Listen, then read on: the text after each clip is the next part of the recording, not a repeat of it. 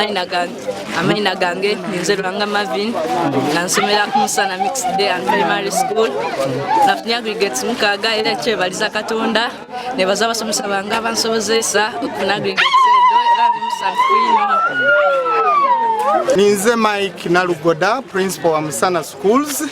Twebaza Katonda nti ebibuzo byaife byaize abaana bona nga bwe bakola mu center daife ibiri ebibuzo byaize. Center eyebukoona, that is Musana Mixed Day Primary School, abaana bona asatu n'abana nga bwe batyamira bafunye first grade. That was 100%. Center yaife eyokubiri mwalimu abaana 88 era eyo ni Musana Children's Home. Era abo enkaga n'abana, those were first grades, abasigaire babitira mu second grade.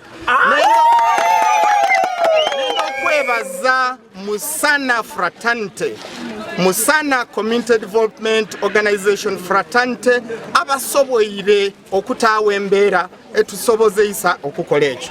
Nenda okwebaza abasomesa baife ababaire ku forefront, primary 7 teachers and all the other staff abasobozeisa abaana baife okola obulungi.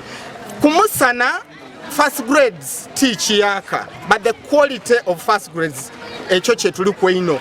Quality da first grade abaana baife abasinga babitiire mu quality eyo gye tuwenda. Ti first grade didine ede kumbali ID need sookera irala mwe babitiire 5 6 7.